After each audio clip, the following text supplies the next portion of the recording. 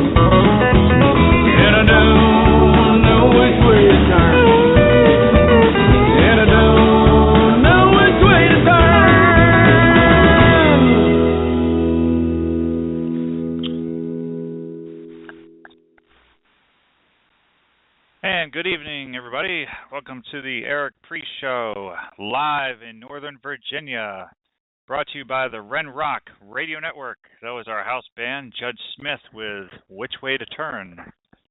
Today's theme is going to be pro wrestling, and I have a guest who will be joining us, a legend from the world of pro wrestling. She's been known, I believe she started off as Journey, and then it became Dark Journey, and she's had several federations under her wing. She's been with the Mid-South, which morphed into the Universal Wrestling Federation, the original UWF, not that John Abrahams one, the original UWF, and that got acquired by NWA, and she became part of that package. So it's a great honor to do that. And I've got her in the queue. So let me just make two quick announcements, and I'm going to put Dark Journey on the line. There's a couple promos I want to run. In Joppa, Maryland, on July 16th, 5:30 p.m. and 7:30, there's Maryland Championship Wrestling. It's a Shane Shamrock Memorial Cup, number 15.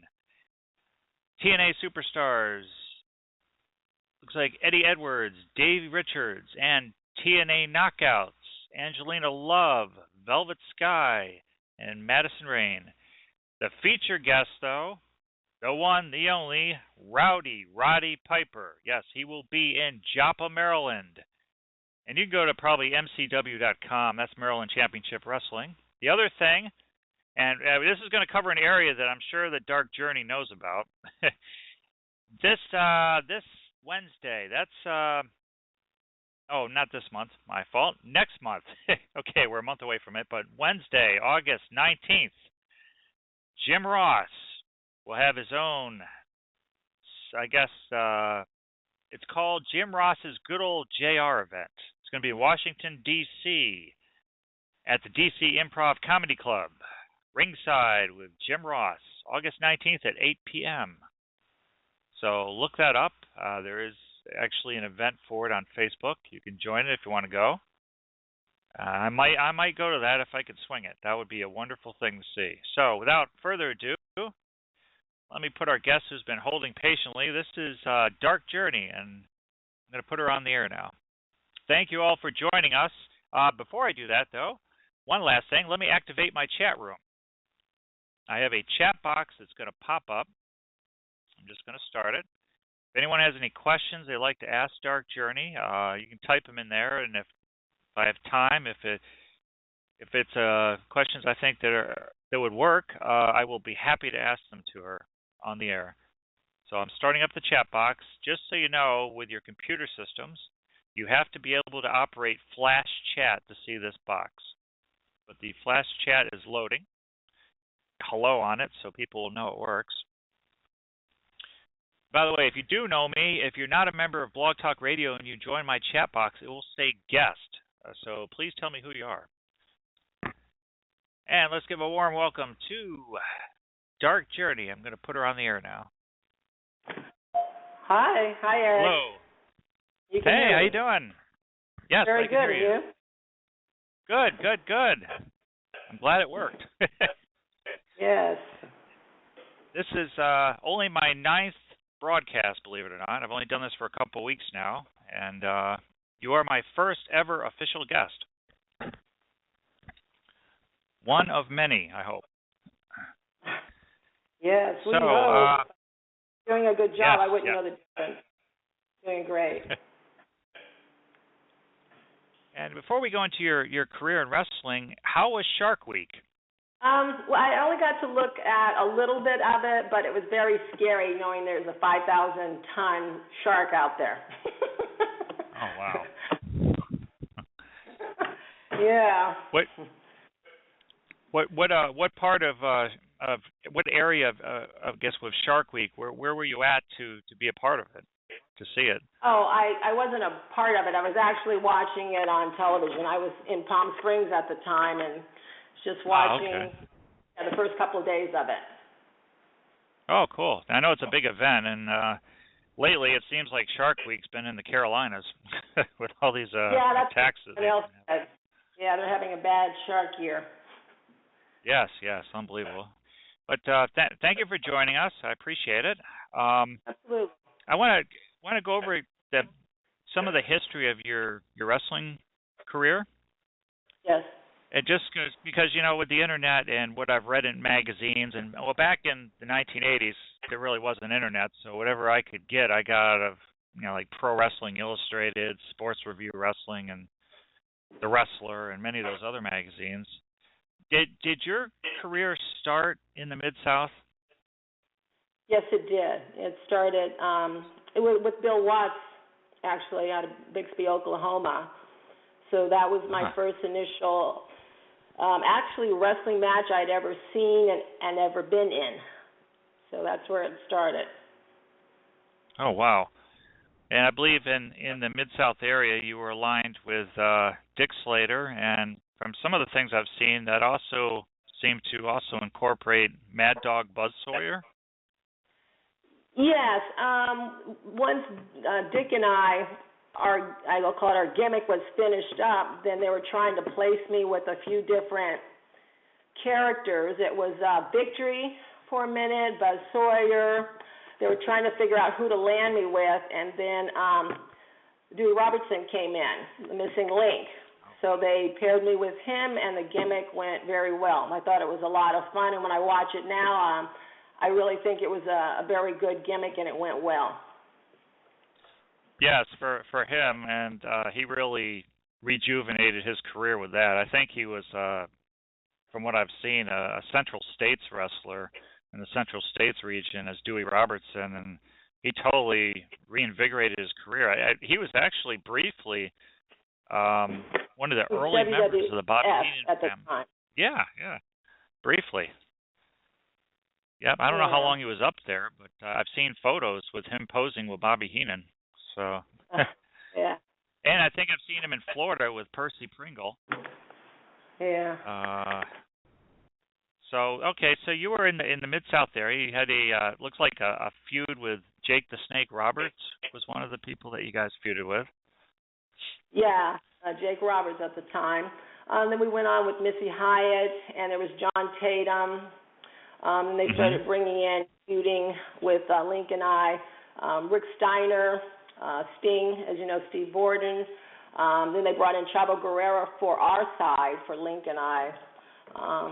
So there were people that went. Maxine, she was the big, tall, giant of a woman wrestler. I'm trying to think of some other ones. Oh, the Iceman King Parson. Coco Beware. Yeah, Coco Beware. Yeah. So yeah, a lot of fun. Yeah, that was quite. My history is I came from New England, and all I had was WWF. That was it. I read about all the other federations. You know, this was before internet, so I read about them in the magazines. But either we didn't have cable or whatever we got was dominated by Vince McMahon. So when I moved to Delaware, suddenly my eyes opened. I'm like, whoa, I'm getting Southwest Championship Wrestling with Tully Blanchard and Gino Hernandez. I'm getting this new federation, UWF. Who the heck? I got the UWF. Right, yeah, I think it was tail end. We've been out there, and there's been wrestling for, years. Yes, that was it. For any of our listeners that may not know, the Mid-South that she worked for became national when they changed their name to the Universal Wrestling Federation. And it really took off. It really got them a lot of exposure on a national level, and that drew the attention of Jim Crockett Promotions, the NWA, that version of it. And they acquired the Universal Wrestling Federation, and a number of the wrestlers were part of the package, and a number of them weren't. And it looked to me like you were a part of it, because next thing I knew, you were with the Four Horsemen. Yes, I was with the package, as I was told when we were I believe we were sold to Crockett. I basically didn't know what was happening. I wasn't contacted. I was kind of sitting around wondering where my career was going to go at that time. So I kind of took it upon myself to get some other interviews other places. I did go to WWF at the time, and I did an interview with them. They actually wanted me to go down to Florida to work with Moolah to wrestle. And I just don't think my heart was in wrestling, because what I said was, I really don't see myself drop kicking people in the chest. I really want to just be a character. So their decision was for me to keep them in mind, because they had, I guess, other ideas for me, and I guess I just wasn't willing at the time to go that route. So that's where I was with that. Well, how was that was pretty neat, though, the different federations you were in. You worked with some pretty amazing talents from all three federations that you were in.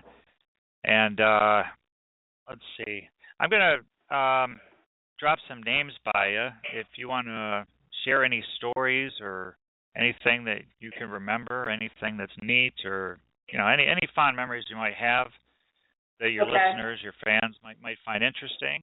If you have nothing to say, just say pass. I call this section name tag until I come up with a better name. I don't know. Okay.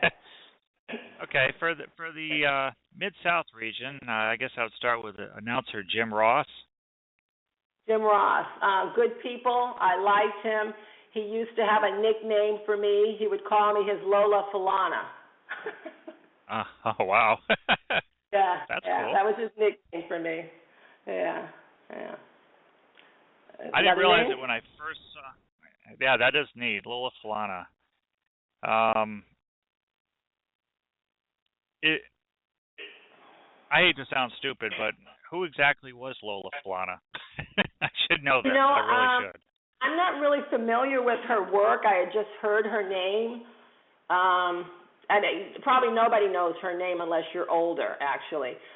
She's, I guess, a black dancer or a black actress or a combination. She's in the entertainment, field. I'm not even sure she's still alive.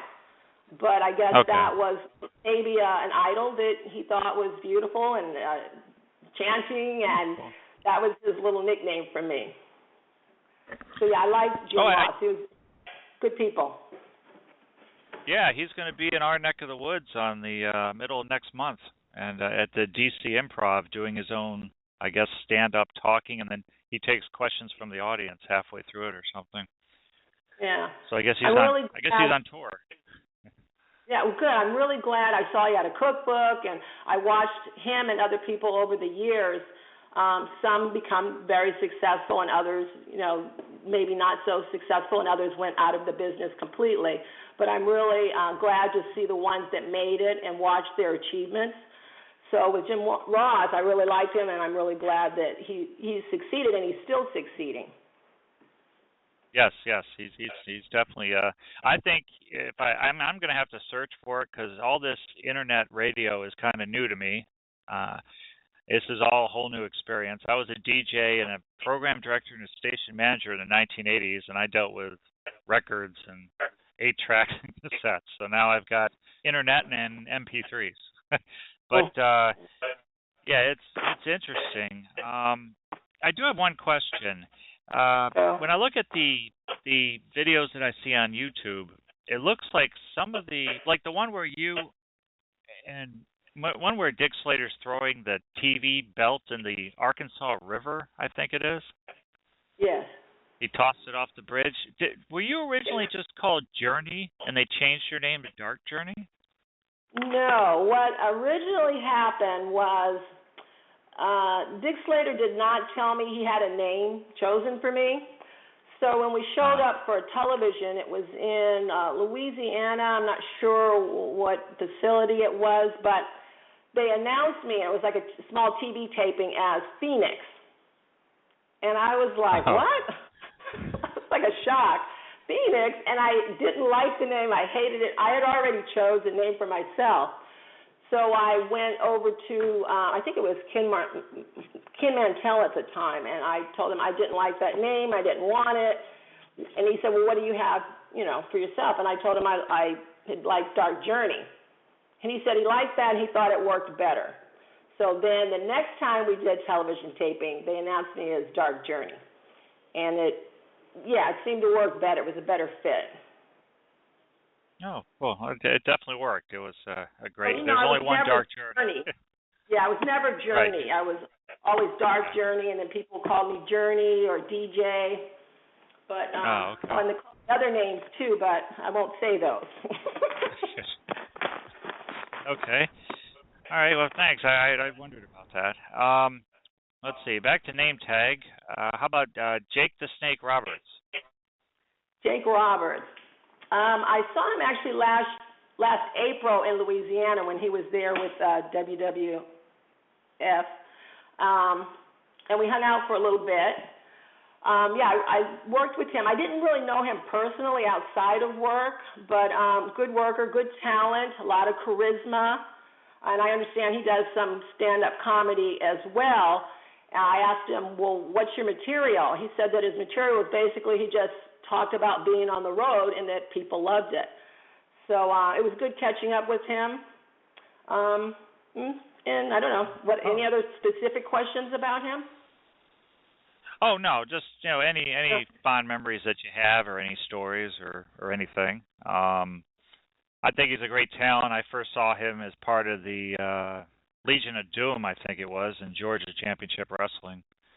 And the minute I saw him, I was like, wow, that's going to be something special. And Yeah. he lived up to it. How about Mad Dog Buzz Sawyer?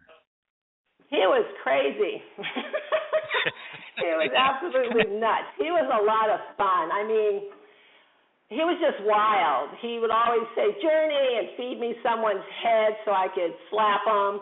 Or he would do absolutely crazy things. He would spit blood and spit in the air and run and go catch it in the middle of the ring. And I just would just be on the side shocked. But he was a lot of fun, another good talent. He was also my neighbor. He was my next door neighbor for a little bit too. We did travel on the road. A lot of energy. And I'm sorry he's passed. There's a lot of us that are missing. I remember reading a magazine. This is some years ago, and in the back of the magazine it said "Gone but Not Forgotten." And I thought it meant that they just kind of went out of the business. And at this time, Grizz Smith was still in the business. He was working with WWF at the time.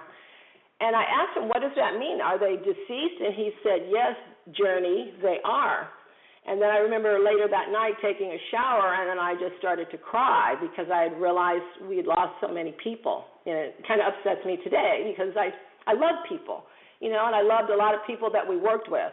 I can't say I ran across too many bad guys in the business, but overall, I worked with a lot of good people. Yes, you definitely. I look at your career. A lot of the people you work with, I was a big fan of. They were very talented. I mean, as far as the promos and what they did, everybody from the Freebirds to Hot Stuff International to the Four Horsemen, and the announcers were outstanding. That you got to work with some of the really legends of announcing. How about Hacksaw Butch Reed?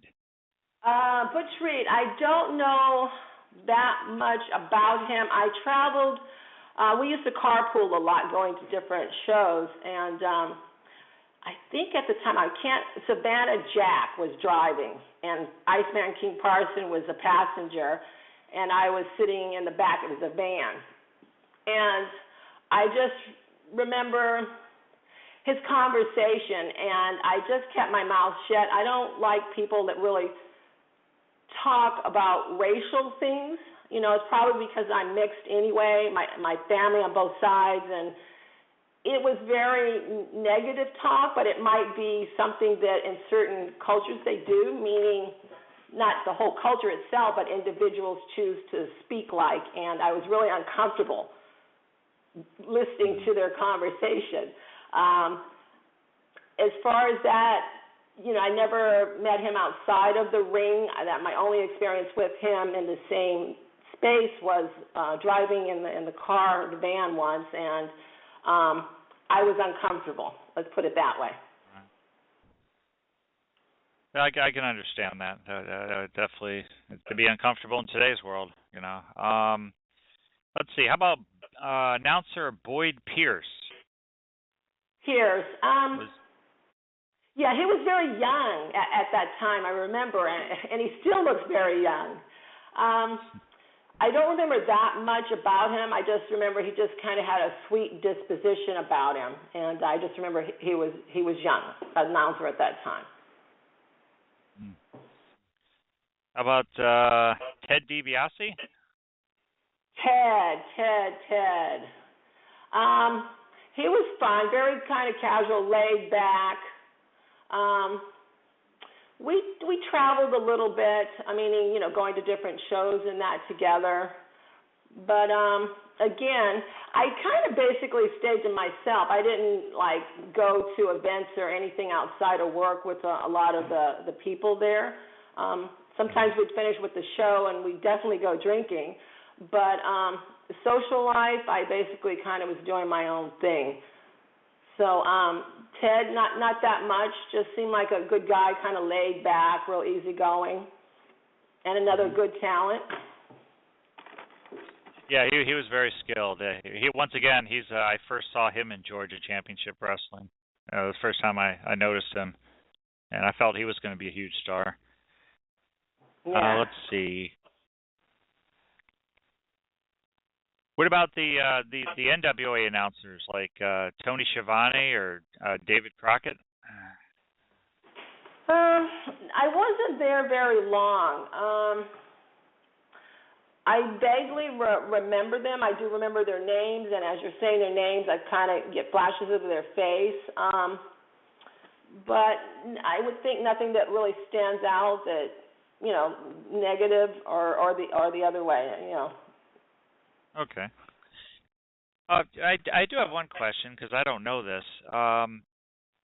The missing link, was that created in Mid-South, or did he create that somewhere and come in as the missing link, or was that a Bill Watts station? From what I understand, he was created as the missing link. I think that was his own gimmick. That little there's a certain name for that haircut he has, the little thing on the front of his head. He said it's a Russian design. He had created the link himself. He had kind of had to work to it different angles to finally he got it to work for him. When he was with WWE at the time, he said, I remember he did I think it was a underwear commercial where he was posing. Now, I would love to see that photograph of him as the Link doing an underwear commercial in a pose as the character, the Link. So I know that he had it at WWE, and then when he came with Watts, he had the same gimmick. Oh, wow. That's cool. Oh, so he came from WWE to the Mid-South? I'm not sure. I just know that when we talked, he did say that he was, you know, he was with WWE at the time. I don't know what the problem was. It didn't work out. But I remember him telling me about the ad. So if anyone has that ad, post it. Yes, that would be nice. I'm sure it's fascinating. Some of the commercials that some of these wrestlers do, it's amazing. I've seen a Dusty Rhodes Mellow Yellow commercial. I've seen Hulk Hogan with a very corny Japanese commercial. It's Oh, okay. Well, I guess that'll be it for name tag. Unless there's any wrestlers or stories that you want to share that I haven't brought up their name or anything, you're welcome to. No, but I just want to go back a minute and clear up. I seem like I kind of lost my place when I was saying that I went to WWE when they were WWE at the time and did an interview.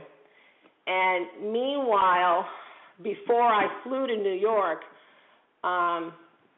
Crockett called and asked me to show up for television like the same week that I had the interview. But I had other things going on as well, and I told him I could not because nobody had called. I got no information. You're kind of scrambling, because even though someone has your contract, you're just kind of left in limbo. What am I going to do with myself? Crockett, I just said I had another appointment. And he, out of his mouth, just assumed it was WWE, and he said, what, WWF. And he said, with WWF. And I said, no, it doesn't matter who I have an interview with. I have to take care of myself. I have appointments. I can't come in. And out of his mouth, he said, I'll make sure you don't work in this business again. I was flabbergasted. I thought that's something you heard on television. I really did. Wow. So that was the end of supposedly with the NWA. But what happened was, again, with WWE, I didn't get the job. So when I came back, I was still scrambling for work. I drove down to Florida because they were doing a show. And I asked for Dusty Rhodes, and Dusty came to the back door. I had a conversation with him. He said, show up for TV. So that's how I got into the NWA. So I wanted to just clear that transition. Yeah. No, that's a good story because I had never known that, and that's actually that brings us to my next section I want to talk to you about. We unfortunately recently we have lost a couple legends in wrestling. Dusty Rhodes was one of them. He was a sweetheart. Yeah, he quite a career, and quite an honor that his children have followed in his in his footsteps as far as the field that he's in. Yes. With Gold Dust, Dustin Rhodes, and Cody Rhodes, Stardust.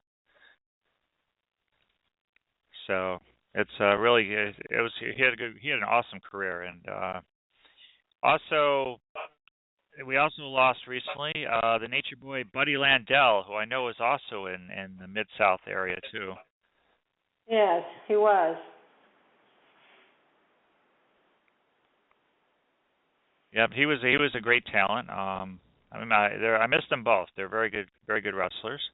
I do have some questions for you. At one time I was posting some photos, and I found a movie cover of a Vivian Lee movie called Dark Journey. Yes. And you had wrote on it that said there's a story behind that, and for me to, you would tell me sometime. So I figured I'd ask you now if it's okay. Okay. All right. I'm guessing that the story is how I derived at the name Dark Journey. I believe in universal laws and energies. So I had asked the universe to bring me a name. I was waiting in line at the supermarket, and I flipped open the TV guide, and right there I saw the name Dark Journey. So I chose it right out of the TV guide. Oh, wow. So that's where the Vivian Lee Dark Journey comes from. And basically, if I look at it, it still fits me. I felt like I was going into a journey. Not that it was dark. It might sound like a negative name, but I worked as a baby face and a heel, and it fit both, characters. So I think Dark Journey kind of still sums up my life today as being on a journey. So I still think that the name still works for me. Oh, that's good. Well, it was definitely a winner in my book, and no doubt many fans. There's only one Dark Journey. There may be some valets or divas where they seem similar to other ones, but there's unique ones, and there's only one Dark Journey. There's no other person that I could ever say would be Dark Journey. Just you took it, you ran with it, and it was exciting to watch. It really was. I watched some of the videos that you had posted recently, which was really neat. And I did not know that Sunshine was in the early days of UWF. Yes, she was. Right. You probably saw the one where it was with Michael P.S. Hayes and Sunshine and I. Right, a confrontation, and she threw me in the cage. Now, that's the first I've seen that. Most of the time we're on the road traveling, and we don't get to look at our own work. We catch it on the weekends when we're sitting somewhere, a glimpse here and there. Now, I'm sure the more serious people are going to record it or, rework it so that they can develop their character. So watching reruns or catching yourself is always a great idea, but I guess I didn't have that thought. So most of the work that I see now, this is only maybe the second time I'm seeing it other than being in it. So, yeah, when I saw that with Sunshine and how she was working me in the cage, giving DJ a beat down, I thought to myself, wow, look at her. She's good. Her body language, the way she's expressing, I thought she was really, really good. And we actually had a really good match. I'm not sure. I think it was in Albuquerque we did a match. And when we came out, I remember one of the guys said that it was a really, really good match. I mean, it's like when two wrestlers are working together, working the gimmick together. It's like a good dance, and you got a partner, and it looks legitimate. It looks real. It's smooth. It flows. It doesn't look like it's fake. Those are good partners. Her and I actually had a match like that. I'm not saying I didn't have other ones, but that one stands out with Sunshine. She was a good worker. Yeah, she also had a really, really good career, especially in the World Class Federation, World Class Championship Wrestling. And I think I might be wrong, but I could have the people wrong, but I think it was Misty Hyatt and Sunshine in a mud match that I've seen pictures of.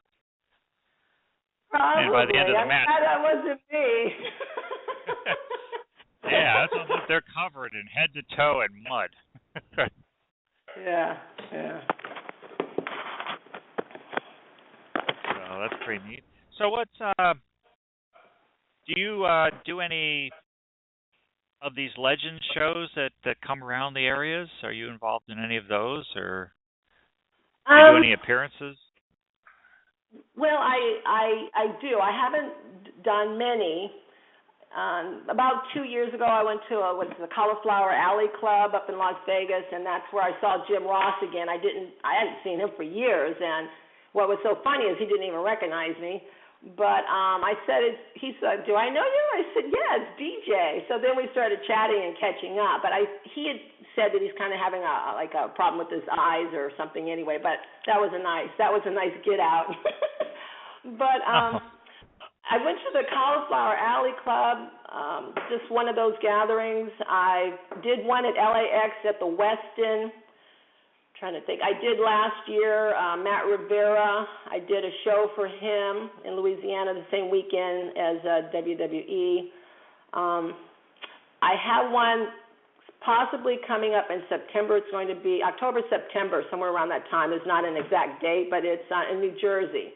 So I do shows. I don't do a lot, but I am having a lot of fun right now, kind of coming back out of the closet and being creative, meaning being able to have this interview and this conversation here. This is all fun, and it kind of pushes me past my comfort zone. But it's great. You don't want to stay stagnant and in the same place. So I'm just kind of testing the waters here. But yeah, I still do some shows. Well, that's good. Yeah, they're always exciting, especially from a fan standpoint. If we get to meet the legends. And wow, I guess everyone's starting to log into my chat thing. I've asked them if they have any questions to type in the chat box. I'm sure they have some good juicy ones too. Let's see what they have. Let's see. Wow, they're all coming in now. This is actually technically the first time anyone's really used my chat box, so this is a new experience for me. Everything's new. Apparently I can do Skype with my show, but I haven't been able to test that yet. But I'll probably do that at some point in the future. Let's see. Just going down the list of what I wrote here. Let's see. Do you get a chance to watch any of today's product? If you do, who do you like, or who don't you like, or what do you think of it? I know it's changed. You know, it has really changed. It became, to me, extremely glamorous, which that's nothing wrong with that. But it also, this is only an opinion, doesn't mean it's fact. I mean, everybody has their opinion. It seemed like it is wrestling entertainment. Jake the Snake said this. He said it's not wrestling anymore, it's an event. So it's more like people are going to an event rather than the old-fashioned, old-style, when you call them the shots gimmick. It's not. It's more glamorous, and it's just a little different. So, do I like it? There's a little bit too much hoopla. I don't know if that makes any sense. I think it could have both and maybe work a little better. And I'm sure wrestling's going to take another turn and go another way. I don't watch a lot of it at all, really. I see a lot of characters, and I'm not sure who they are, but I kind of look at their stuff or their work, but I don't try to catch shows, whether it's on television or go to one. No one is standing out in my mind right off that as far as, mainstream. So I don't know if that clears up their question. Is that a question from the chat? Yeah, no, that's fine. That's fine. Well, they're kind of coming in. They're logging in and out. I suspect that for a lot of these people that are coming in and out, this may be the first time they've been on Blog Talk Radio or a chat room. So on this show, there's a registered user named Billy who says he loves you. Okay, you have your fans. Billy Kelly says he loves you. Okay, I love you too, Billy. Yeah, it's great to go back to all these. Thank goodness for YouTube because I really never got to see much Mid-South, and now I can't get enough of it. It's a really great medium that we have now. And, my understanding is that, I'm sorry, my understanding is that the footage from Mid-South Sports is now owned by WWE. Now, that's what I was told. I'm not sure who my source was, but that Bill Watts' wife in the divorce got the rights and the footage. And supposedly she ended up selling, I think it was about last year, to WWE. Now, what they're doing with it, I don't know, but I understand that they possibly used some footage of certain wrestlers. I know that I was supposedly, in Black History Month, they had a page up or something. And I also understand there's a lawsuit. It's a lawyer out of Boston supposedly is taking wrestlers that work with, Mid-South Sports and probably some other companies that now WWE owns, and he's sponsoring them without any money right now. So he's sponsoring these wrestlers without any money up front as a suit against WWE. Now, this is all hearsay, but I know I was invited into the suit. So that's how much hearsay it is, that it's pretty much fact, which is interesting. Yeah, I all I can say on that, because I have to remember I'm on radio, I've heard it too. So I think that it is I would have to say that I would tend to believe it. And yeah, so WWE recently came out with a Mid-South DVD. I purchased it, so I have it. I can actually tell you what's on it. But I have it in my library. I don't know if you're on it, but I do have the DVD. I bought it. Yes, they did. They did settle. They bought it from his I guess ex-wife, and that paved the way for them to release it. And I guess yes, they've been using footage of whatever they want, I guess, and I think I'm not sure how that works. As you said, like the YouTube, it's great. It's my first time seeing some of the matches myself. I get excited because it's a lot of fun. It's entertaining. But, as far as them being able to use it, I don't, legally know. I guess they bought the rights. I don't know how far that transfers legally down the line. So I guess that's what some of these entertainers are trying to get, is their rights or their, what would you get when you want some pay from it. As I said, I was invited into. Oh wait, they want probably royalties, I think. Right. I don't know. Like I said, I was invited into it. I just left it alone right now. I have some ideas about myself and where I want to go and what I'd like to do in the future, and I don't want to, let's say, cross any bridges right now. So I'm glad there's YouTube, and hopefully they'll stay on there, right? Yeah, they stay on there until somebody gets upset, and then they pull it. But then it's just a cycle. They'll yank an account, they'll ban this, they'll do that, and someone just opens up another account and throws it back up. So it's just it's a whirlwind circle. You'll see videos, they'll disappear, and then they'll come back. And sometimes you can tell by the account name that, oh yeah, it's the same person. He just created a new account with another number next to his name.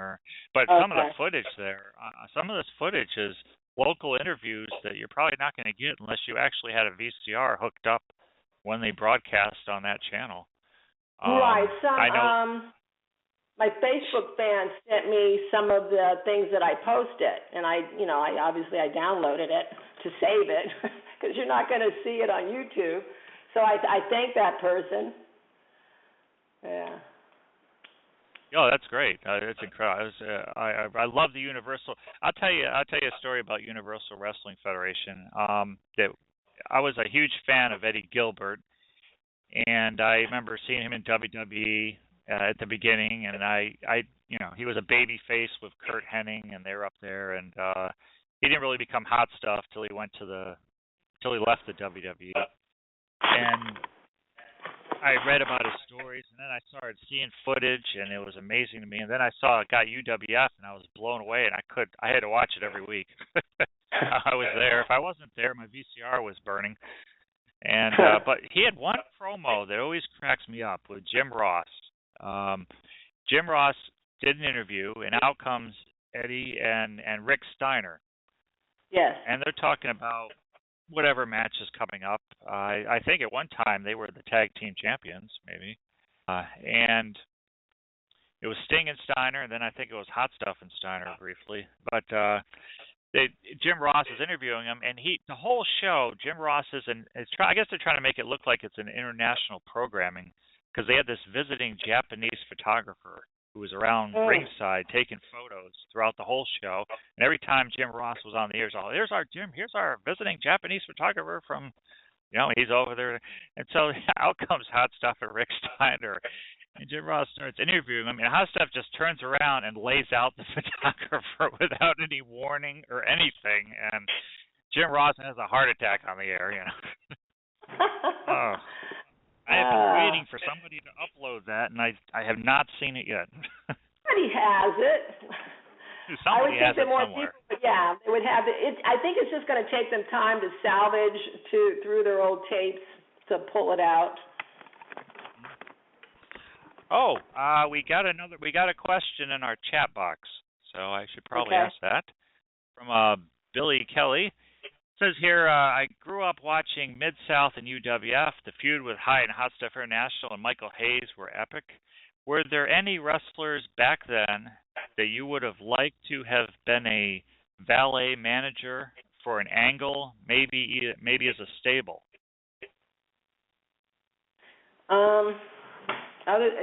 Meaning other than who I was working with? Huh. Yes. Oh, I think Jake Roberts. I think that would have been a lot of fun. Jake the Snake. Oh, yes. I think I would have enjoyed that. Yeah, that would be a neat team up. That would definitely your personalities would probably mesh pretty good. That would be a nice team up. Yeah. Because I know I've seen him with a manager when Paul Ellering, he was part of the Legion of Doom. With the original Legion of Doom was the Road Warriors, King Kong Bundy, and Jake Roberts in Georgia. And I think briefly Kabuki. But yeah, that would be great. And there's a lot of great wrestling that I've watched over the years. I've been fortunate as a fan. I travel around when I can, which gets the older I get, the harder it gets. But I traveled last year to Delaware. I live in Northern Virginia, so that's not too far away from me. And I went over to a local federation there, and I got to meet James J. Dillon. J.J. Dillon. Oh, yeah. I worked with J.J. NWA. Yep, that was a thrill. I got to talk to him, and I chatted for him. He signed a picture for me. I got to chat with him for about 10 minutes, and we were talking about Gino Hernandez, and he said he wrestled him. I was like, wow, really? He said, yeah, that was one of my early matches out in Texas. He actually wrestled a whole match with Gino. I was like, great, because I guess he was originally a full-time wrestler, and then he turned into a manager.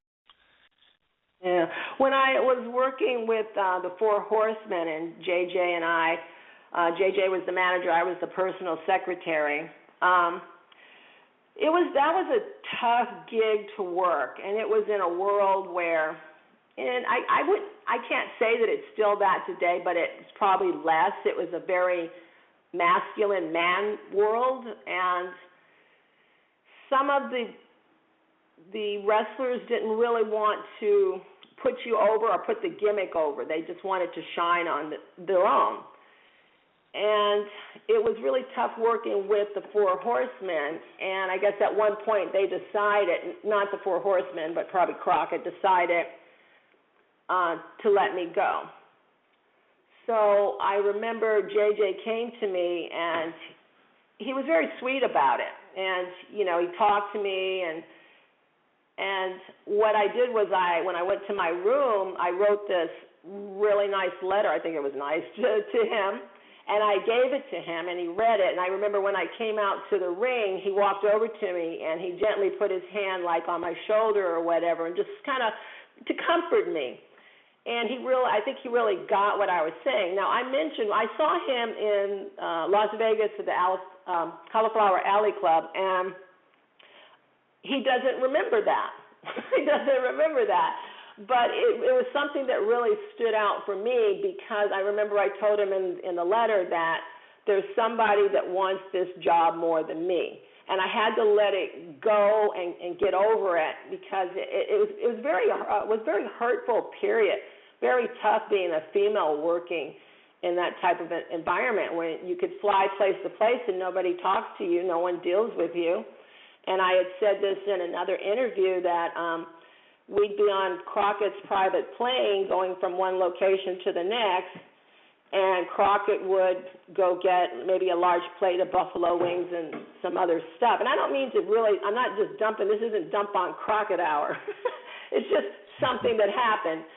So when he came on the plane, he knows I'm the first person there, but he would intentionally walk away from me and hand it to the next person. And I'm not sure who it was, but they stood up and they go, "Here, DJ," and gave it back to me in front of Crockett. He was just still mad at me, like a little kid. He was still mad at me because I had an interview and I wasn't doing as he would like me to do, you know.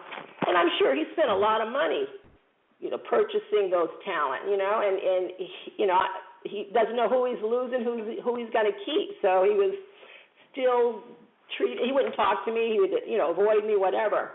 So it was very tough working with that company and those guys. And it's like, I understand that Tully Blanchard, he was the wrestler, he's the talent. I can't get in the ring and do his work, but I can be where I'm supposed to be at the time I'm supposed to be. When my shots are called, I'm there. But if he doesn't want to work me or use me, then the gimmick can't work. So that's where we were in that spot. So rather than get rid of Tully, then I go. And I understand, this is just business. You're not going to hang on to something that's not working. So that was, you know, the story with J.J. Dillon. You know, I wrote him a letter, and I just remembered it was just time to go, you know. So that was the story with J.J. and the last time I saw him at the wrestling. Well, yeah, he does a lot. He does a lot of shows and stuff. I've seen him on different circuits and so forth. He's big on the Legends reunions and so forth. A lot of the Horsemen are. They still go to a lot of it. I do have another question for you out of the chat box. This is from a member named Hawk Breeze. He says, "Hey DJ, so glad to discover that you came out of hiding and you're active in the wrestling world again. I also enjoyed Mid-South UWF as a kid. You recently said that Sunshine was a great worker. How was it working with Sunshine and the Freebirds?" The Freebirds. Well, that is like good. I said, there are three of them. Say that again?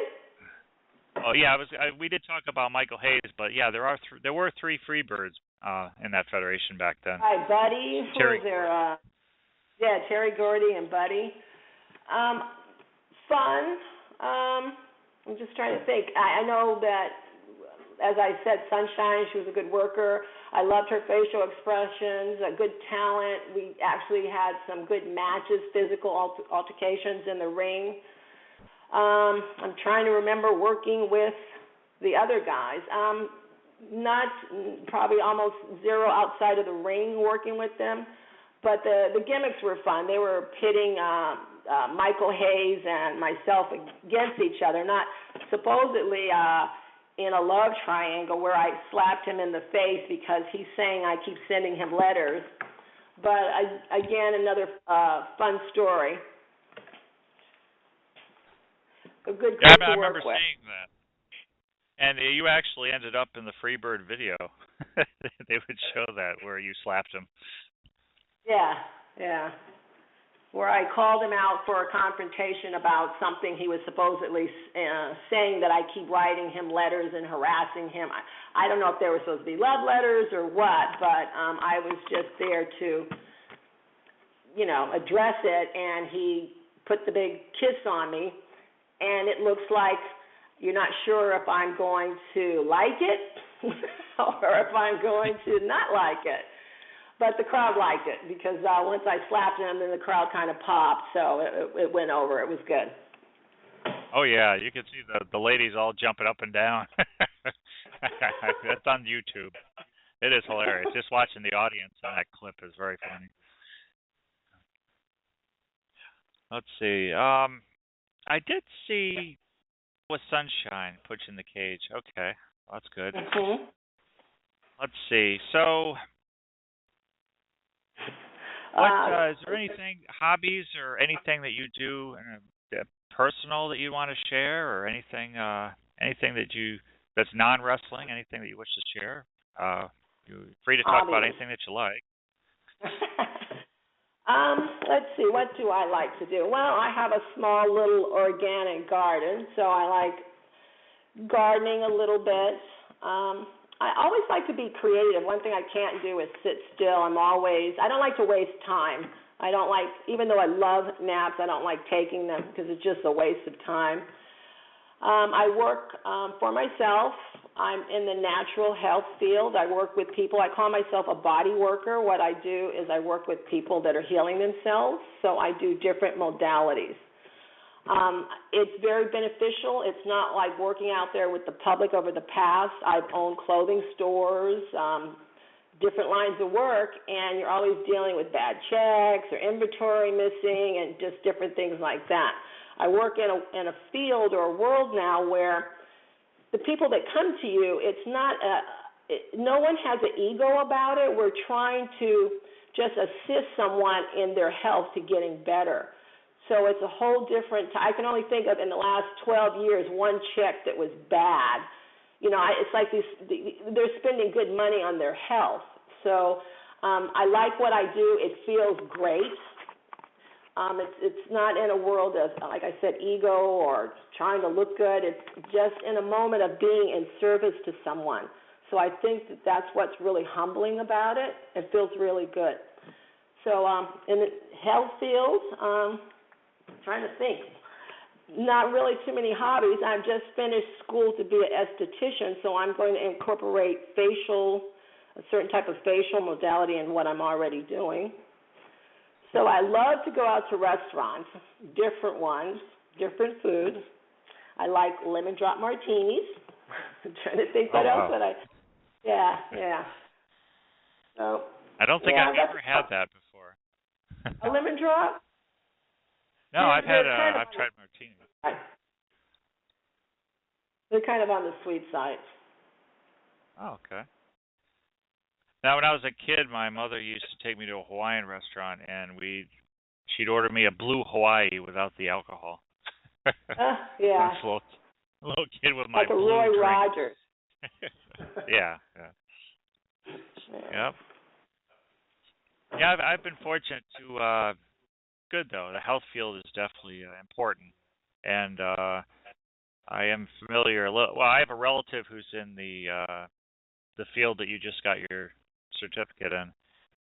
My brother's wife does makeup and so forth for a lot of people in the D.C. region. Yeah. So it's fun when we go out and she talks about some of what she does and some of the clients that she has. And so it's fun. It's a really good field. Yeah.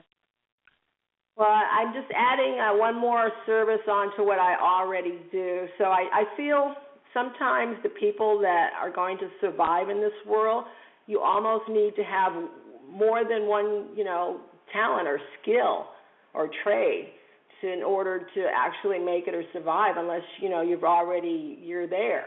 You made it on your own with someone's skill or talent. But I think the people on the opposite end, you need to do more than one thing or have more than one skill under your belt.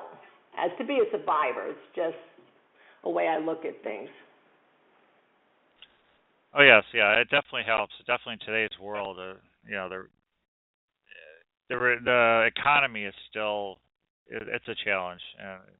The more feathers you can have in your cap, the better. Yeah, that's no matter what I believe. what you do, try to diversify yourself and so forth. I'm just fortunate I've been able to come back into some form of radio. I didn't think I'd ever be able to do this, and because I had a mid-size. I had a nonprofit radio station that I was a program director, and then I got promoted to station manager in the 1980s in Delaware. And once that ran its course, I didn't think I'd be back in it. I looked around this whole area, and it is so hard to get on the air in a radio station. And so I said to myself, well, I really want to do radio. I've got something to do. I know what I want to do. I want to have guests on. I want to play special music that you may not hear everywhere. I've been successful with some Facebook groups, and before that, I was successful with MySpace. I've had zero luck with Twitter, so I haven't been able to understand that as far as I can listen, I can follow people, but I can't get nobody to follow me. So I don't really understand Twitter. Twitter, it makes me scratch my head. But I said, I want to do radio. I really want to do it, but how can I do it? And then one day I was like, you know what? I used to call into this site called Blog Talk Radio. There used to be a former WWE ring announcer that had a Blog Talk Radio show. His name escapes me, but he'd have legends on. I got to talk to Steve Dr. Death Williams once. Yes, I worked with him. Yes, he was. Wow, what a incredible individual. He did was, really good. He was football originally, wasn't he? He was a professional, wasn't he? Yes, he was. I don't know his football career, but it was major because he incorporated the football tackle or shoulder blocks as part of his wrestling style. Yeah, I remember that. And I assume that way. And there was actually, I've seen a photo. I've got it. I think I got it posted on my site under maybe his album, where he's in a match where both he and his opponent are wearing football gear. With the helmets and everything. Yeah. So, and I don't know if he was a Sooner or not. That I don't know. But a lot of them come from sports of different kinds. But yeah, I got to talk to Dr. Death. I got to talk to Coco Beware once on his radio show. I think I talked to Kamala, whatever that gentleman. Harris is his name, I think. Mr. Harris. Kamala, yeah. I saw a video where Coco Beware purchased, I'm assuming it's the wheelchair that Kamala has now, purchased a wheelchair for him. It's a sweet little video. Coco Beware, I guess, purchased it and brought it to him. I guess when I'm not sure if he had one amputation at a time, but it's on YouTube. But that was really sweet, so he could get around. Yes. And I did see Kamala last year also in Louisiana. Yeah. Oh, that's good. Yeah.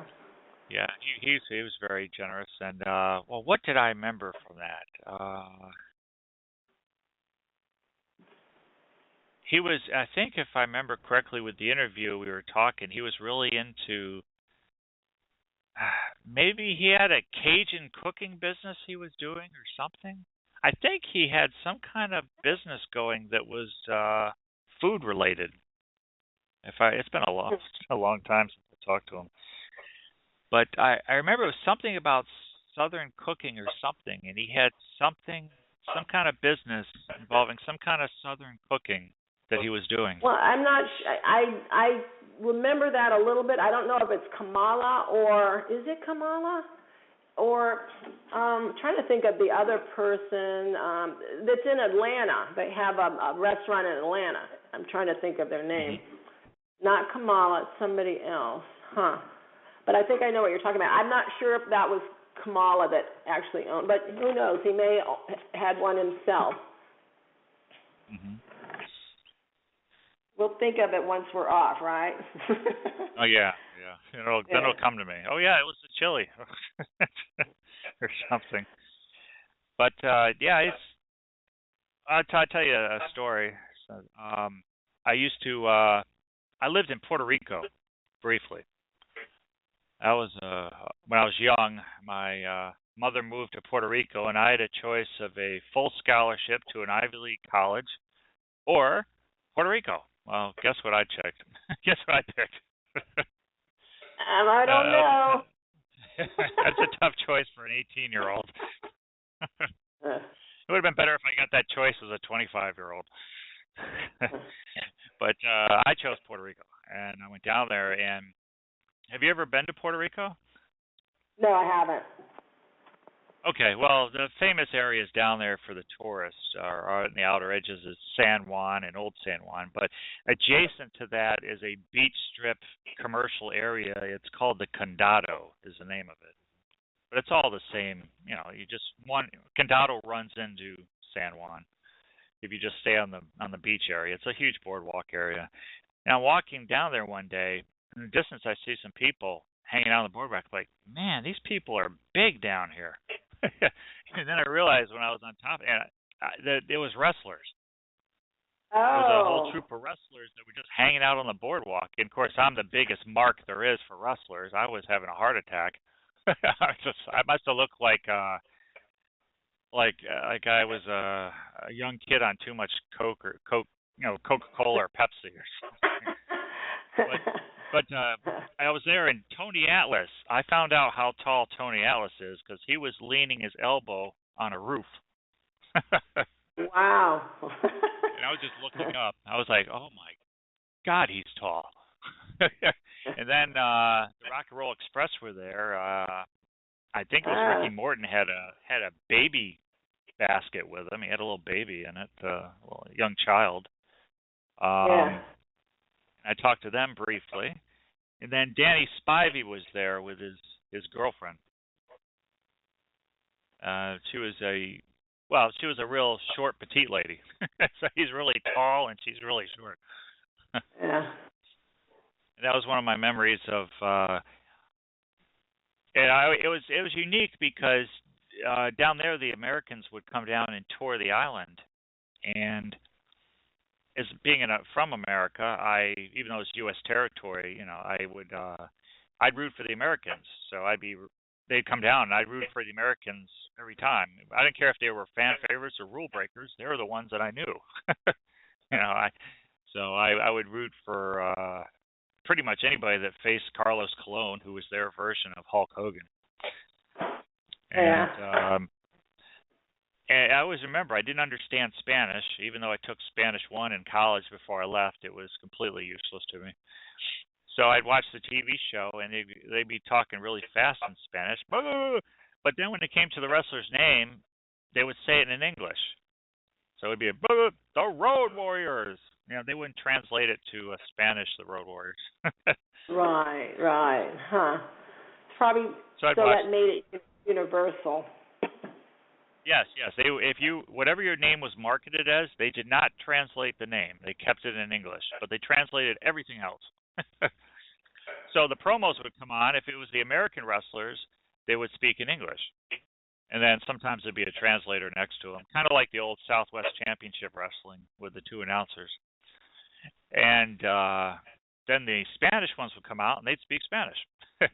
And once in a while, there'd be a bilingual American wrestler who would come down and do like Tito Santana or whoever would do their promo in English and then follow it with translating it into Spanish. But my favorite team down there was the second version of the Kansas Jayhawks. It was Bobby Jaggers, and Dan Crawford was the guy who, I guess, replaced in that team Dutch Mantel. So, okay, well, I do want to thank you for being on our show. Well, absolutely. I've covered everything that I'm sorry. Go ahead. I was saying I'm glad to be on this show. I'm glad to be here and be creative with you. If you want me to add a couple little other things, I was taking a couple of notes about some things during wrestling that I liked that I thought were kind of fun, trivial things. Oh, sure. Yes, if you've got anything you want to share, feel free to. I was just kind of clicking around looking at some of the talent I used to work with, and I was remembering Redneck Dick Murdoch. Now, because of Dick Murdoch, to this day, I love country and western music. We used to travel the roads, show to show, and he would be constantly playing country and western and singing. He was such a happy guy. So today, because of him, he just dug it in. I really learned to like country and western. There was a show that we did one time, and he had a match. Dick Murdoch had a match with someone out in the ring, and he was coming back to his dressing room, and then the security grabbed somebody that did something to Dick in the ring, or tried to attack Dick, or tried to climb in the ring. The security brought this person to Dick's dressing room. And Dick says, "Is this the guy?" And the security said, "Yeah." And then Dick says, "You want a piece of me?" And the security kind of pushed the guy out of their arms towards Dick. Dick took one step with the right foot, socked and clocked the guy right dead in the face. The guy fell straight like a board, hit the ground, and I swear I saw little birds and things chirping around his head. It was hilarious, even though it wasn't funny, but I'd never seen anything like that. So those are like some little trivia regarding Dick Murdoch, and he's another one that's passed and left us. I never had the opportunity to see him after I was working in Mid-South Sports, so that's unfortunate. One other little thing that I remembered, and everyone I think really loved the Missy Hyatt in Dark Journey, where she was with Eddie Hot Stuff, and supposedly her Gucci bag always had a brick in the bag. So the gimmick was wherever we went to do a show, that some way she was going to clock me with that bag, and the audience knew that there was a brick in there, but obviously I probably didn't. So we were at this one show, and the finish is supposed to go, the guys get into boom, boom, boom in the middle. Missy runs, drops the bag. I get the bag. Link bounces everybody out of the ring. I grab the bag, and then I clock Missy Hyatt with the bag she's supposedly going to clock me with. Well, the little, set goes down. I look around. There's no bag. And I look at Carl Fergie, and I say, "Where's the purse?" And he says, "I don't know." And I'm like, "What am I supposed to do?" And he says, "Use your shoe." So I grab my shoe, and I walk over to Missy, and I clocked her with the heel, on the back of the shoe in my hand on her head as she goes down. Eddie, and then pull her out. I go back to the dressing room, and this was I think we were in Mississippi. I think it was, I can't think of the Coliseum right now, but it was in Mississippi. So I'm in my dressing room, and this guy that worked at the Coliseum comes over to me, and he comes to my dressing room, and he's so sad, and he says, "DJ," he says, "I don't understand." He says, "I lost my job." He said, "I saw that Gucci bag go down in the ring, and I knew that Missy Hyatt was going to hit you with it, so I grabbed it and threw it under the ring." I felt horrible because I couldn't tell him. I couldn't tell him that, "Hey, look, you're supposed to leave the bag there so I can use it." So he wanted to know, and he was just so distraught because they let him go. So that's another funny story about the bag that no one knows. Yes, that is, fortunately, that is one of the videos on YouTube. So we see it where you finally got away from her and you clocked her and knocked her out. And another evil plan of Hot Stuff has been foiled. Yeah. That's cool. So I have another. I'm sorry. Go ahead. There's another question somebody wrote in the box. Do you have any Jim Cornette stories? Jim Cornette.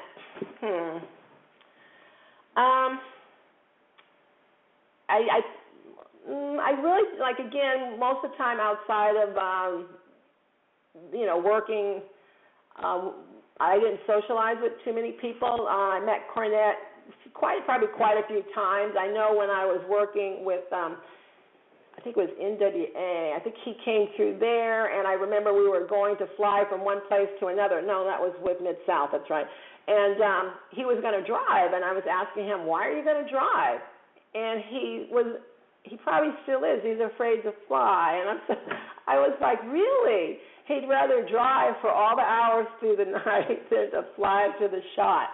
So I was surprised at that. I hope I'm not talking about a weak spot of his, but I was just kind of shocked. And other than that, I do have another story about Jim Cornette. I think it was Cornette telling this story. I'm going to leave that one alone right now because I'm not sure who was telling the story. But no, Jim Cornette, a lot of fun, very spontaneous, very good talker, very good character and talent. So that's where I am with Cornette.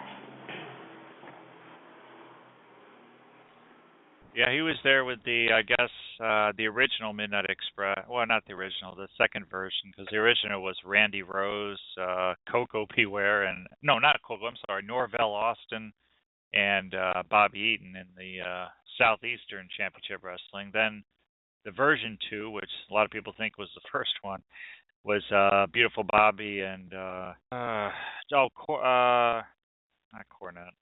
Condrey, Dennis Condrey, Beautiful Bobby and Loverboy Dennis Condrey. Yeah. They were in the Mid-South. They had a big feud with the Rock and Roll Express. How crazy were the Freebirds? Were they as wild as they? You saw they look like, you saw the Freebirds. It looked like sex, drugs, and rock and roll on the screen. I think there was a lot of drinking going on. Yeah. I think there was a lot of drinking going on. Not that, I wasn't drinking either, but, oh my goodness, we'd get, kicked out of places sometimes. I remember we used to fly to Houston, and right across the street, it's probably not there, was a hotel, I can't think of the name of it, that the guys would stay at. So we'd go do a show, and then we'd all crowd into the bar after. And they actually limited our drinks because I guess they tore up the hotel or whatever. But that was when I was working with Humperdink. Do you remember Humpy? Sir Oliver? Yes, I didn't know you worked with him. Yeah, there's actually cage matches where it's Humpy and they put us both in a cage and pull the cage up to the top of the Coliseum, and we're swinging, the two of us in this cage. And every time they would do that, I swear I was going to die. And at one time, Jake Roberts runs up to the top of the turnbuckle, and he pushes the cage, and concrete starts falling from the ceiling. Now, I knew I was going to die. I just hated that. Every time, if you look on my page, you can see the look on my face when I had to go in that cage. Every time I was going to die. So, yeah, I worked with Humpy, too. He was a lot of fun. Now, him, personally, we'd go outside and hang out. Dick would go shopping. We'd do a lot of things. I was really close to him, really loved him, really sad, again, that he passed. And I let so many years go by without really contacting him or other people, And it's just that I think we really don't get it until they're gone, that life is still moving ahead, Yeah. Yeah, it is tough. Unfortunately, this sport does have a percentage that that go before their time, I guess you would say it. Yeah. I'd always hoped that when I got my radio show, one of the people I wanted to interview was Buddy Landell. So I won't be able to do that, but I do have many fond memories, especially thanks to YouTube. I can relive a lot of his stuff that he's done,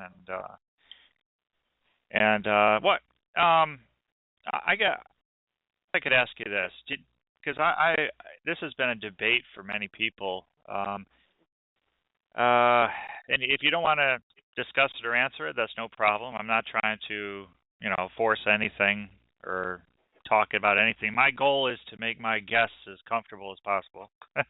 That's why I talk about some things, and I don't talk about other things,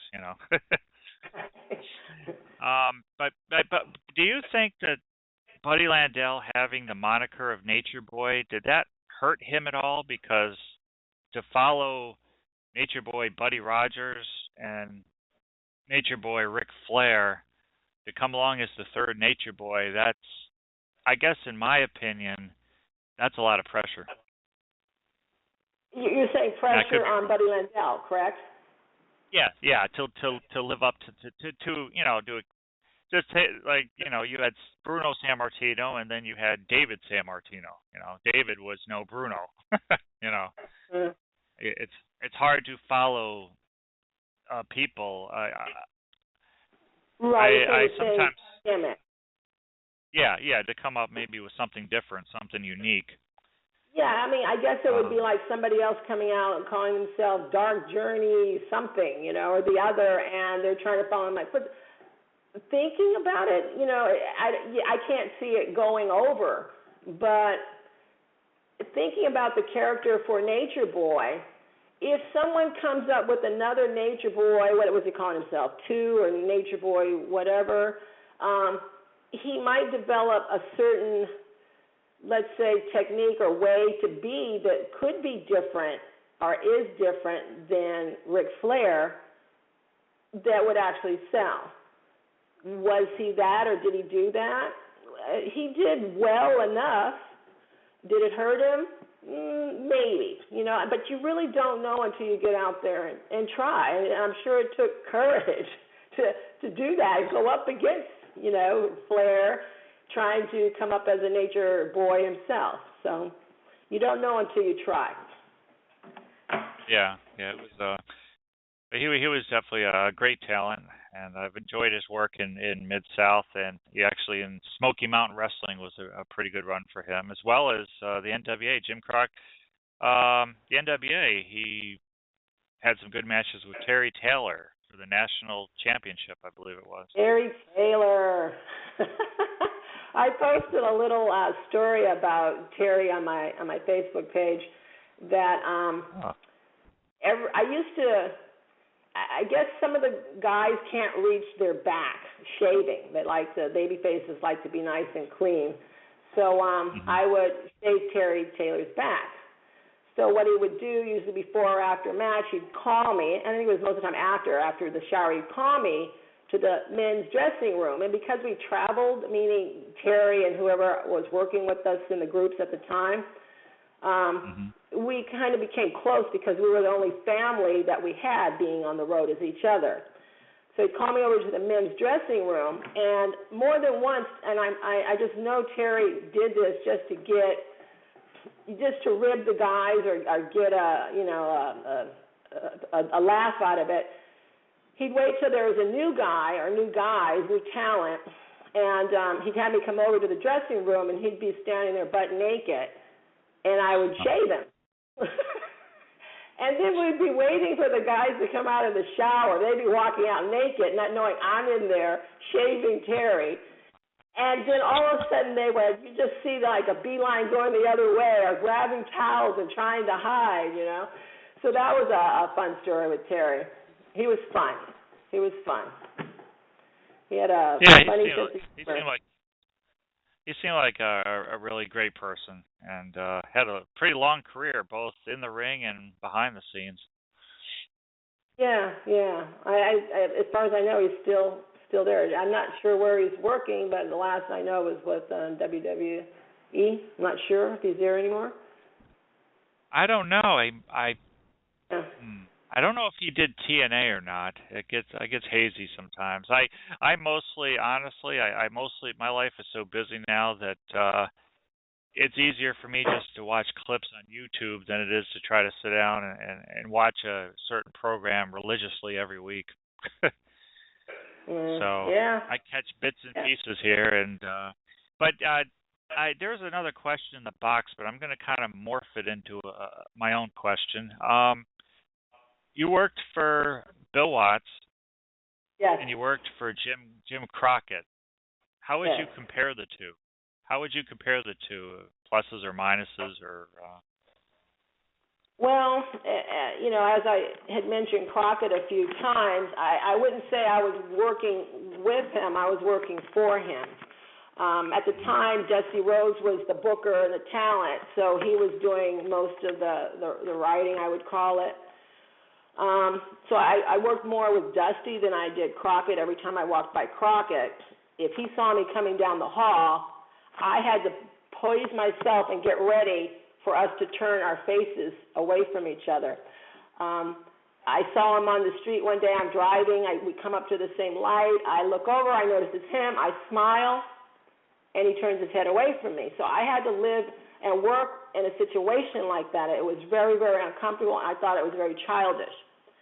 There was an incident that happened, and towards the end, and I called someone a name, and that's the only time he ever spoke with me, where I'm walking down the hall, and we start to approach each other, and I'm getting ready to turn my head, and Crockett turns to me with a big smile, talking about this incident of me yelling swears at this person out in the audience. And in my mind, I'm like, are you kidding? This is what's going to bring you to have a conversation with me? It's just that it's a business, you know, and I just thought it was just childish to be like that. But then a lot of stuff was like that. When I worked with Bill Watts, I saw him in Louisiana last summer in April. I'm so proud of Bill Watts and where he's come with his life. When he saw me in the hallways, he said, DJ, I finally found the right person. And I said, what do you mean? I didn't know what he was. He kept saying the right one. I'm like, the wrong, what, a wrestler, what? And he said, my wife, and he introduced me to his wife.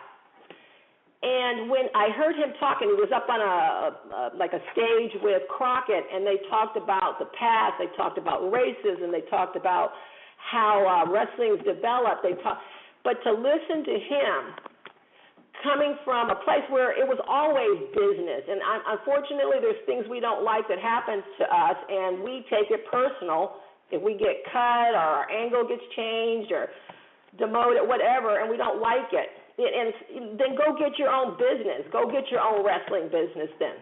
It's not personal. It's about maintaining a business, and this is why these owners of this company, they have to make choices. And unfortunately, we don't like some of them. But to watch him, I got the opportunity to watch him become a very mature, older gentleman that had a lot of past, that made some bad choices, that actually verbally talked about them. He was so blatantly honest, I was surprised. I'm not going to go into his business here. I was just surprised. And you can listen to how someone transforms themselves into being a happy person today with a happy wife and a happy life. He had no regrets. He made bad choices. Now, when I worked with him, he was always a gentleman. He was very nice. Somebody asked me when I was in Louisiana if I had a relationship with him, and I'm like, this is the first time I've ever heard this. No, I did not. Bill Watts, he's a manager. He was just doing his job, but I would compare the two. I didn't have that much time with Crockett. The time that I did have with Crockett, unfortunately, it wasn't quality time. So out of the two, I would say, I don't know where Crockett is today, and I hope him the best, and I hope he's happy and he's found himself. But I would think Bill Watts was a much better, owner of a wrestling company than Crockett. Not that Crockett's not successful or wasn't successful. He was very successful. But, how you treat your help and your employees verbally and physically is a whole other story. I never got that from when I was working with Mid-South Sports.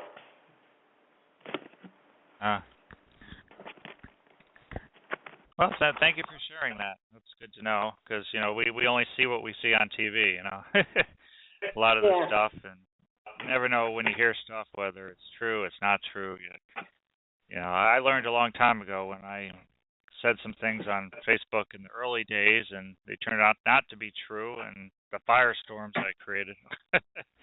Right. The question that the person asked me about Watts, I was like, well, who would say that? This is another person that was doing an interview. And I guess, I didn't even hate to use people's names, but I guess someone wrote a book, and in their book they put some story in there. So just like if you go to Wikipedia, my name is misspelled, and people ask me why don't I correct it. And I say it's a perfect example of you can't believe everything you see or read. So. Yeah, that's true. Right. Let's see. So you go back to the UWF for a little bit. There were some other names I wanted to ask you about, see if you had any stories. Okay. I cut some of them off the list because I didn't know how we were doing time-wise, but it looks like I got a little bit of time. So it's the name tag thing that we did before. Yeah, and you can, after this, go ahead. Go ahead. Just saying, after this, if you want to be point blank and ask me some questions you're afraid to ask, go right ahead and ask. I'll do my best in getting the answer out there. Okay. I guess for name tag, Savannah Jack. Very nice, sweetheart of a person. I understand he passed away also. I did do some carpooling with him. I think he didn't have enough gusto. I remember Bill Watts getting after him a couple times and actually using, he was just trying to coach somebody, and sometimes verbal words come out of your mouth. He was telling Savannah not to go out there, and in other words, he was landing blows or chops and different things like he was an old woman, but that's not what he said. He said something a little more foul, because I remember he looked up and I was standing over there. But yeah, I think he was actually didn't have enough I don't know what you would call it, fire, He could have been a good character and gone a long way, but I think he had just a softness to him, even though he had a really nice build and body, and they tried to put him over, but it didn't work. It didn't sell. No, it didn't work. And Jim Ross even said that, and I think the Mid-South DVD, he's one of the commentators, and he even said that it was an attempt they wanted an African-American superstar of the likes of a Butch Reed or a Junkyard Dog, and Savannah just didn't have the full charisma. I'm not saying he wasn't a good wrestler or decent talent or anything, but he physically looked great. It's not that he couldn't wrestle; he just didn't have enough fire. Yeah, my comparison with that would be if you were in the WWF, you would replace Tony Atlas with Special Delivery Jones. It's not going to hold up. It's good. Yeah. Both are great talents, but it's a different level between those two. He either needed a better talent, some gimmick, something sellable, something that they could actually sell, and they couldn't get it out of him. He should have joined Hot Stuff. Who should have? Let's see. Savannah Jack. I can't see that. No. That doesn't look good. Yeah. Okay, another name for you. How about we've talked about the Freebirds. We've talked about Hyatt and Hot Stuff International in the UWF. But there was another faction that was there that had several members, and that was Devastation Incorporated with General Skandor Akbar. Skandor, I remember him.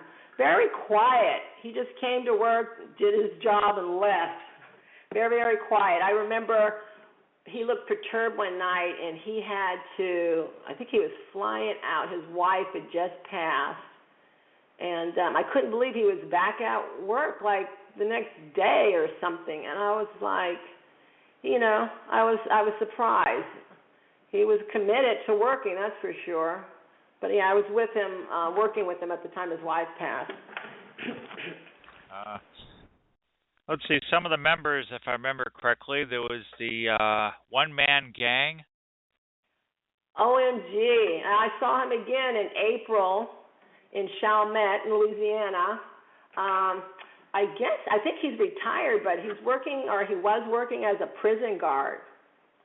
And I think I have a picture of him. I'll post it up later, but very, very nice. I remember when I was working at Mid-South Sports, he had this little tiny wife, tiny little thing. And I don't know how many children he has, but at the time he had one little boy that was just beautiful, just beautiful. I'm sure he's like probably in his 30s by now. But very nice. It was good to see him in Louisiana, working with Matt Rivera. Yeah. Oh, cool. Let's see. Another member of Devastation Incorporated. Back then, he was known as Big Bubba Rogers. Big Bubba Rogers. I'm not familiar. Okay. He was let me see. He later became the Big Boss Man in the WWF. Okay. Yeah. But no, nothing. Didn't work with him. Okay. How about announcer Bruce Pritchard? Bruce.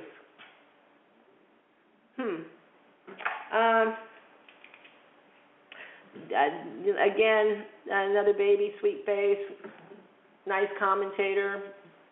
I don't really know him that well. So okay. not really any memories there. Let's see. I do have another question in the. That's a great thing about working on internet radio. Your screensaver comes up and your screen goes black. Hold on. Let me get my screen to come back up. Okay. I do have another question in the chat room. This from Hawk Breeze again. Yes. I'm sorry, wrong one. From Billy Kelly. Who were your favorite wrestlers to listen to when they were on the mic? Who were my favorite talkers, huh? Wow, I'm getting stunned there. Wow, who was a good talker? Well, I like Teddy DiBiase. He was very kind of slow talking, clear, matter of fact. Sometimes people get to rambling, and you can see the anger or the excitement in them, but you're not sure what they're saying. I like Teddy. I'm trying to think who was obviously Eddie Hot Stuff. A lot of fun, very quick on his comments. Like if you can see on the match with Missy Hyatt where she hurt her thumb. I was looking at that again where he was just coming up with words very quickly that were just fun and very creative, but also perfect for the moment and what's happening. He was very expressive, so I liked him. I'm trying to think else who would be good. I would think those two right off. Oh, that's good. Yeah, they definitely have good mic skills. Yeah. That was one of the things that made me a fan of Hot Stuff was his mic skills. He really he just had the and Jake wit. was good too. Jake was good. Oh, Jake's one of the all-time best. Yeah.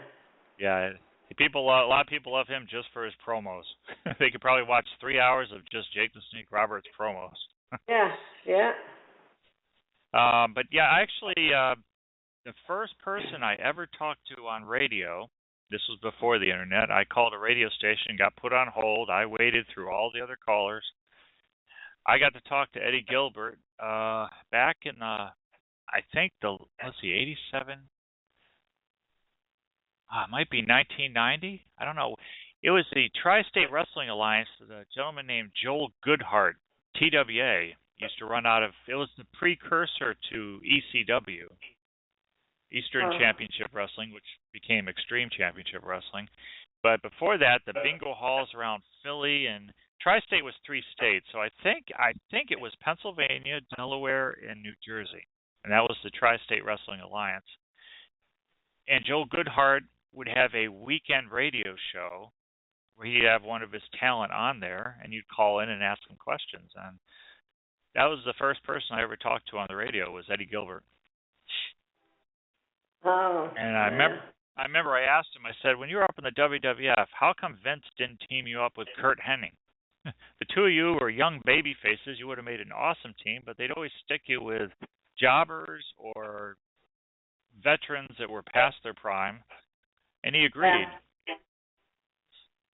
He said, yeah, we would have made a great team. It just never was in the plans. Yeah. But, okay, well, I do want to thank you for being our guest. Oh, absolutely. It was fun. Reminiscing, going yes. back down the wrestling road. Oh, yes, and I appreciate I love the videos you've just put up. I'll share them. I haven't got around to it yet, but I definitely want to share those videos that you posted. She's put some on. And I should do a plug here for anybody that doesn't know it. Her Facebook page is called Wrestling's Dark Journey. Yeah, I have a feeling there's another musical group called Dark Journey, and then there's Journey, and then there's the movie Dark Journey. So it's Wrestling's Dark Journey. Ah, I see why you chose that. I was wondering. Yeah. Yeah, good. That's a good point. They might end up in the wrong spot. Or not find me, right? Yeah. Yep. But thank you once again for being the guest on the Eric Priest Show. If you ever want to come back and chat about other memories, or if you got something you want to promote or anything, just let me know. Well, that sounds fun because I do have one crazy wrestling idea in my head, and I want to try to get it out by next year. It's just something I want to put together and see if I can't make it work. So, yeah, I absolutely. If I get that together or not, I will be in touch. Okay, that'd be great. I think I'm going to give it one last go at it. Oh, cool. That's hey, as a fan, that's exciting news. It's always a fan. Whenever I can see anything that the really good legends do in wrestling, whether they return as managers or they try other things or they try new promotions or anything, it's just great to see the effort and to see the ideas that take shape, the appearances. Like some of the people that are on my friends list, there are other talent that I'm negotiating with to be on the Eric Priest Show. So some of the people you know may end up doing their own guest appearance on my show. So you're just the first one I was able to line up. But I am negotiating with several others at the time. So, and my show is not just wrestling. I just happen to be a big fan of it. But my guests can range from anything. I'm also negotiating with some entertainers. I may have a guest online this Friday night. So, well, thank you once again. Is there anything, any final thoughts or comments you'd like to say before I sign you off? No, I think that's good. I would love to hear some of the other talent and their stories. I'm sure they have stories I don't remember. Yeah, meaning hopefully they're good ones. Somebody on my Facebook page was reminding me of when I was in Mid-South Sports and we did a show at the Superdome and we all stayed at the Hyatt. And I'm like, well, they said we were at the Hyatt and their mother was a band manager at the time and her band was playing in the Hyatt downstairs. And that Ric Flair was in the bar with, I guess, the rest of us, and he got drunk and started standing on the table stripping. And she was explaining this great time we had, and I was like, that's really funny, and I'm sure it happened, but I don't remember. You know? So, yeah, I'd love to hear some of the road stories. Maybe I'll get mentioned. Maybe I'll have some memories or my mind kind of jolted, so I'll still have some extra smiles on my face. So, yeah, I'd like to stay tuned. Thank you so much. This has been wonderful. Oh, yes. Thank you so much, Dark Journey. Once again, everybody, you're listening to the Eric Priest Show live out of Northern Virginia on the Ren Rock Radio Network. Our first ever official guest, the legendary Dark Journey. Thank you so much for being a guest. Thanks, Eric. You've been a great host.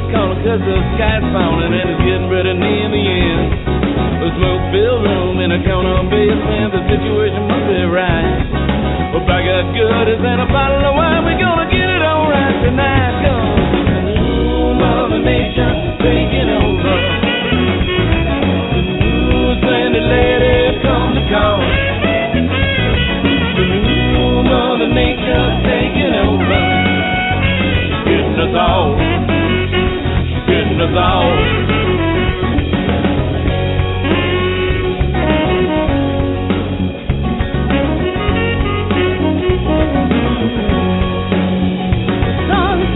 Yes, and I believe her when she talks about the things I say. She hasn't got the faith or the guts to leave her when they're standing in each other's way. You're driven back time to the places you've been to. You wonder what you're gonna find. You know you've been wrong, but it won't be long before you leave it all far behind. 'Cause it's a new Mother Nature taking over. New Sandy lady come to call. Mother Nature taking over. She's getting us all. She's getting us all. No sugar tonight in my coffee. No sugar tonight in my tea. No sugar to stand beside me. No sugar to run with me. Na na na na na na na. Na na na na na na na. Na na na na na na na. Na na na na.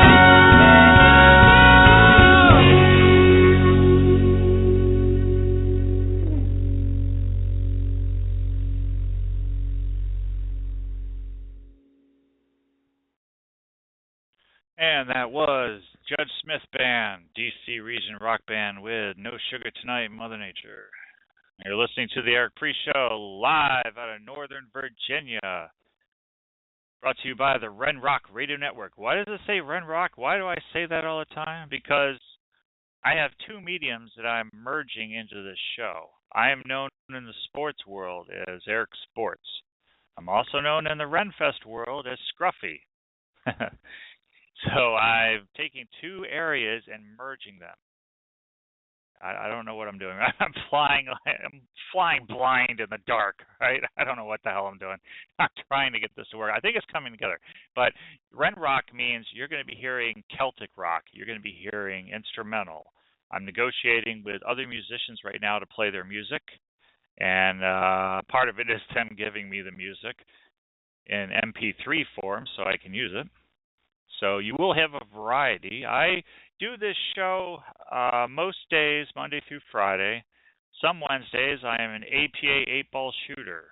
So depending on how I feel after pool or before pool, there may or may not be a show on Wednesday. But you can count on a show Monday, Tuesday, Thursday, and Friday. Unless something's come up. There will be an exception. The Eric Priest Show, I'm going on vacation August, I think, 6th to the 15th. So there will be no Eric Priest Show during that time. My wife and I are going camping with family out in Indiana, doing a road trip, catching the last of the nice weather we got before the fall and snow hits. We did some camping with friends about a month or so ago in Maryland. What an experience. Fortunately, we went with a family that is like they're pro campers. They have everything. They know how to cook. It was a learning experience. Thank God we did that because now I got some ideas on, and it's a much longer camping trip this time around. So I'll tell you a story there. I came out of my tent. I'd use the bathroom at oh geez, I don't know what time it was. 3 or 4 in the morning. It's pitch dark. There's no lights. All the campgrounds, the road, all the tents on it and everything. And I'm walking. I get out of my tent and I start walking. I don't know if some fox was in heat or what, but something was screeching its head off down the hill below us. I came right back and I drove my car to the bathroom. I didn't know what the hell that was. I'm not armed, so unless I got a gun, I'm not gonna. I can't even see. I actually drove to the bathroom. I'll always remember that. That was a long. I didn't get much sleep that night. And So let's see. Today's show was wrestling. What are the wrestling? I've told many people about some of the experiences myself. I shared with Dark Journey. Thank you, Dark Journey, for graciously appearing as our first official guest on the Eric Priest Show. My goodness. I mean, I'm looking at having any kind of guest. It could have been a local fire department. Instead, I get somebody who was seen on national TV. That's amazing. That's great. And there's going to be more sports legends and other people that are going to be guests on my show. I'm working on having a guest lined up for this Friday. Yes, it's someone known. No, it is not sports. But if you're not doing anything Friday, I am on East Coast time, so keep that in mind. Whatever my times say, it's East Coast time, Northern Virginia. So whatever your neck of the woods is, you can do the math.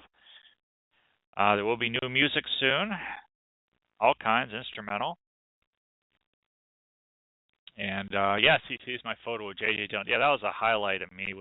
I made a road trip with my wife. I actually took her drove, and she dropped me off. She went shopping at the Christiana Mall in Delaware, and I went to the Newark Boys Club last year. It's the Eastern. I can't remember the federation.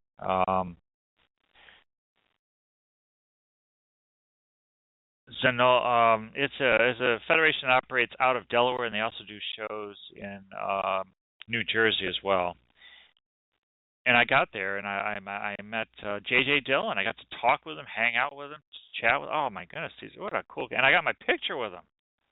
It's such a phenomenal. I'm a huge Horseman fan, so that just made my day. And I was a big fan of him even when he was in Florida with his stable down there, which was quite extensive. One Man Gang was there, early days. Outlaw Ron Bass was there. So he had some pretty good stables.